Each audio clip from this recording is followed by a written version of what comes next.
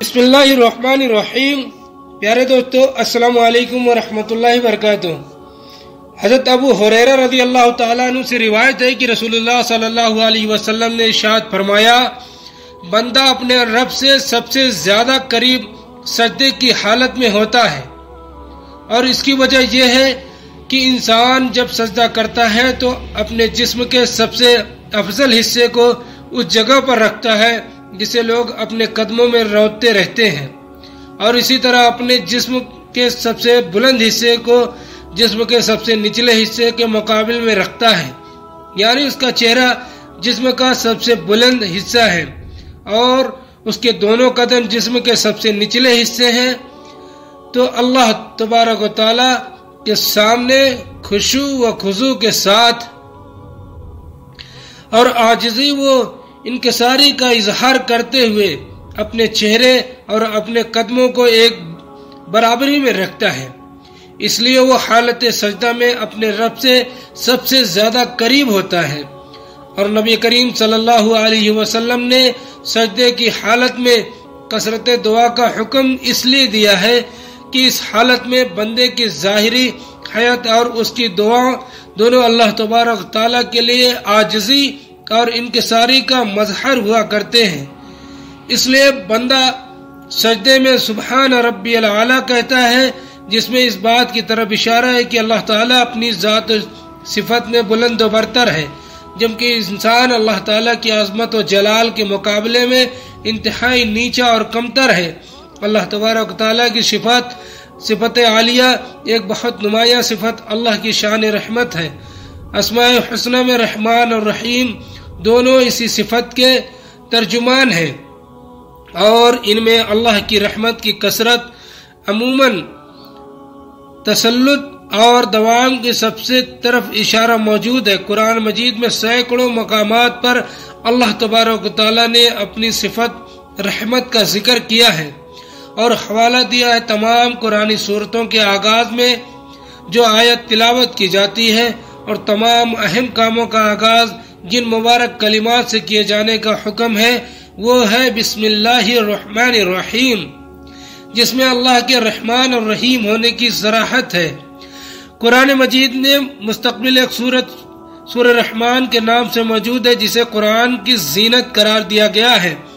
اس کا آغاز بھی صفت رحمان کے ذکر سے ہوا ہے، اور پوری سورت میں شروع سے آخر تک اس صفت کا شمورات نمونوں کا بیان کیا گیا ہے۔ اس کے علاوہ بہت سے مقامات پر گناہگاروں کے گناہوں اور جہنم کی سزاؤں کے ذکر کے بعد اللہ نے اپنے غفور اور رحیم ہونے کی صراحت فرمائی ہے، اور کئی مقام پر اللہ تبارک تعالی نے اپنی طرف رحمت کی نسبت کی ہے، اور کئی جگہ اپنی رحمت کی وسعت کو بیان فرمایا ہے۔ اس حوالے سے ارشاد ہے، تمہارے رب نے اپنے اوپر رحمت کا معاملہ لازم کر لیا ہے۔ اللہ کی اسی شان رحمت کا مظہر ہے کہ اس نے اپنے احکام کو بغاوت کرنے والوں اور گناہوں میں مبتلا افراد کو توبہ و استغفار اور اپنی طرف رجوع کا حکم دیتے ہوئے انہیں نا امیدی سے نکالا ہے، اور اپنی رحمت کی امید کی ڈور انہیں تھما دی۔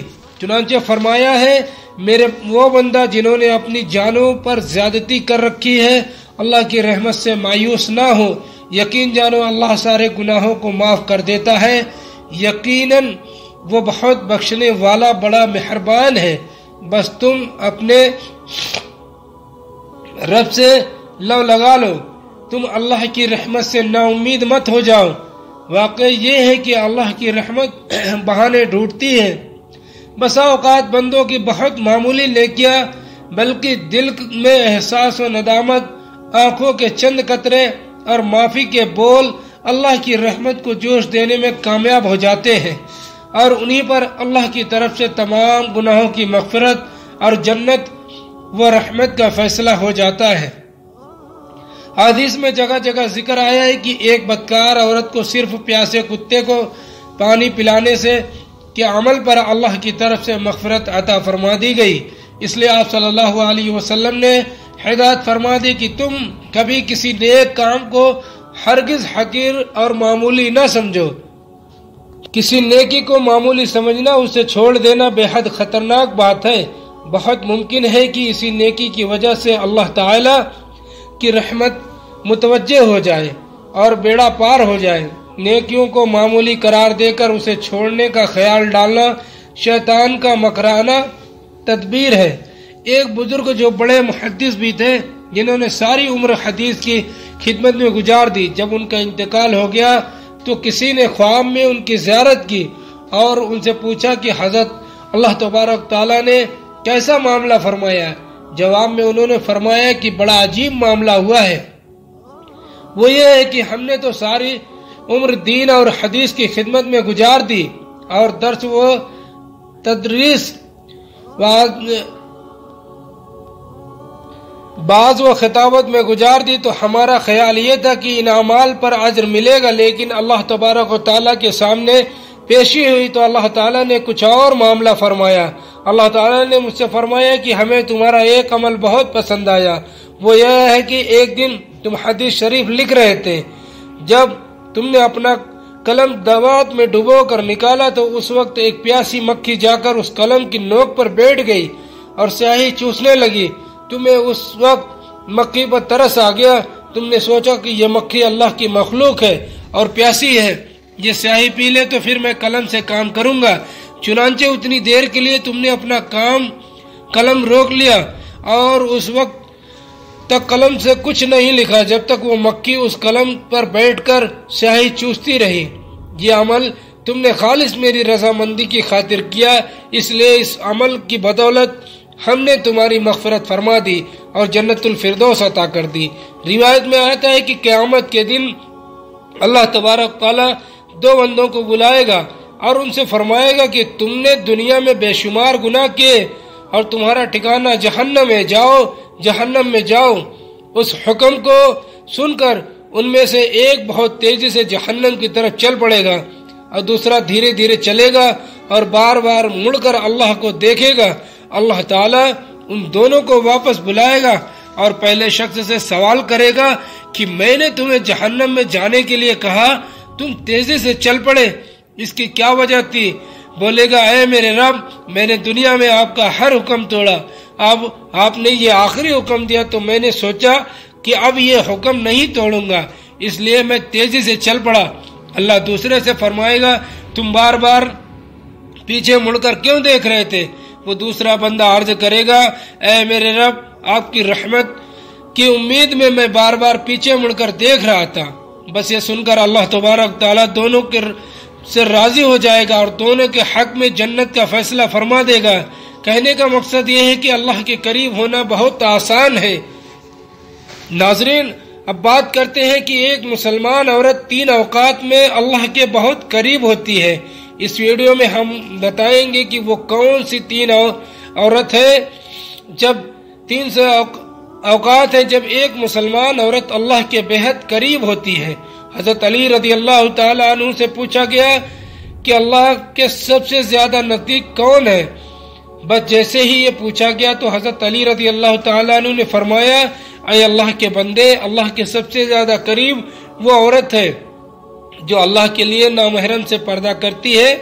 اے شخص، یاد رکھنا اللہ تبارک تعالیٰ نے عورت کو رحمت کا مجسمہ بنایا تاکہ وہ گھر کو اللہ کی رحمت سے بھر دے۔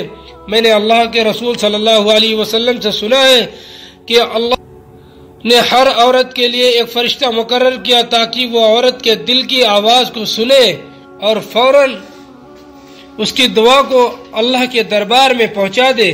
لیکن افسوس تو یہ ہے کہ جب ایک عورت بے پردگی اختیار کر کے زندگی گزارتی ہے تو وہ فرشتے اور اللہ کی رحمت عورت سے دور ہو جاتی ہے اور یوں عورت دکھ اور تکلیف کا شکار ہو جاتی ہے۔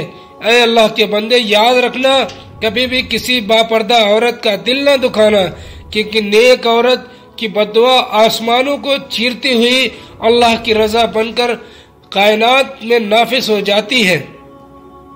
پیارے دوستو، حضرت علی رضی اللہ تعالیٰ عنہ کے فرمان سے ثابت ہے کہ عورت جب باپردہ ہوتی ہے تو وہ اللہ کے بہت قریب ہوتی ہے۔ محترم ناظرین، ایک عورت کا اللہ کے قریب ہونے کا دوسرا وقت وہ ہے جب وہ پردے کی حالت میں رہتے ہوئے اپنے گھر کے اندر نماز ادا کرتی ہے۔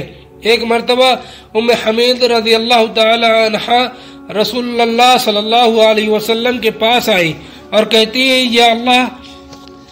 یا اللہ کے رسول صلی اللہ علیہ وسلم، میرا جی چاہتا ہے کہ میں آپ کے ساتھ نماز پڑھوں۔ سوچے اس کے بڑی کوئی اور تمنا ہے، اس سے بڑی کوئی خواہش ہو سکتی ہے؟ رسول اللہ صلی اللہ علیہ وسلم کی امامت میں نماز پڑھنے کا موقع مل جائے، اس سے بڑا کوئی خوش نصیب ہو سکتا ہے؟ رسول اللہ صلی اللہ علیہ وسلم نے فرمایا، میں جانتا ہوں کہ تم میرے ساتھ نماز پڑھنے کو پسند کرتی ہو، لیکن جو تم اپنے گھر میں نماز پڑھو گی وہ کسی مسجد میں جا کر پڑھی جانے والی نماز سے بہتر ہے۔ رسول اللہ صلی اللہ علیہ وسلم نے فرمایا، چھپ کے جو عورت نماز پڑھے گی وہ سب سے بہتر ہوگی۔ ام حمید رضی اللہ تعالی عنہ نے جب یہ بات سنی تو وہ واپس چلی گئی۔ انہوں نے اپنے گھر کے کونے میں نماز کی جگہ مخصوص کی جہاں اندھیرا تھا، جہاں کسی کی نظر نہیں پہنچتی تھی۔ رسول اللہ صلی اللہ علیہ وسلم کی صحابیہ پھر وہاں ہی نماز پڑھا کرتی تھی، یہاں تک کہ وہ اپنے رب کے پاس چلی گئی۔ دوستو، ثابت یہ ہوا کہ جب ایک عورت اپنے گھر کے کمرے کے اندر سجدہ ریز ہوتی ہے تو اس وقت وہ سب سے زیادہ اللہ کے قریب ہوتی ہے، پھر وہ جو بھی مانگے اللہ عطا فرمائے گا۔ پیارے دوستو، ایک مرتبہ حضرت موسیٰ علیہ السلام نے اللہ تعالیٰ سے پوچھا کہ اے میرے خالق و مالک، مجھے یہ بات بتا کہ اس وقت تجھے سب سے زیادہ عزیز کون ہے؟ اللہ تبارک تعالیٰ نے جواب دیا، اے موسیٰ، اگر دیکھنا چاہتے ہو مجھے سب سے زیادہ عزیز کون ہے تو جاؤ کنال کے گاؤں میں، وہاں ایک عورت رہتی ہے، اس کا نام دیال ہے، وہ اس وقت مجھے سب سے زیادہ عزیز ہے۔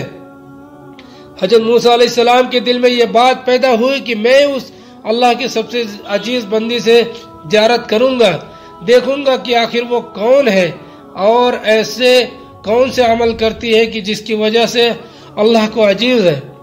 حضرت موسیٰ علیہ السلام چلتے چلتے اس گاؤں میں پہنچے تو دیکھا کہ ایک ٹوٹا ہوا گھر ہے اور اس ٹوٹے ہوئے گھر میں ایک عورت رہتی ہے جس کے نہ ہاتھ ہے نہ پاؤں ہے اور نہ ہی آنکھیں ہیں نہ ہی کان ہے، صرف ایک زبان ہے جو اللہ کا شکر ادا کرتی رہتی ہے۔ حضرت موسیٰ علیہ السلام نے دیکھا کہ دل ہی دل میں کہا کہ اے میرے پاک پروردگار، تو نے اس عورت کو کسی نعمت سے نہیں نوازا، پھر بھی یہ تیرا شکر ادا کر رہی ہے۔ بس حضرت موسیٰ علیہ السلام کا یہ سوچنا تھا کہ وہ عورت کہنے لگی، اے موسیٰ علیہ السلام، ایسا نہ سوچئے، اللہ نے مجھے کچھ نہیں دیا بلکہ اللہ نے مجھے ان نعمتوں سے محروم رکھ کر مجھ پر بہت بڑا احسان کیا ہے۔ سوچئے اگر وہ مجھے پاؤں دیتا تو میں بغیر محرم کے باہر جاتی اور گنہگار ہوتی، اللہ نے مجھے اس گناہ سے بچا لیا۔ اگر وہ مجھے ہاتھ دیتا تو میں کسی مظلوم پر ظلم کر رہی ہوتی، لہذا اللہ نے مجھے اس گناہ سے بچا لیا۔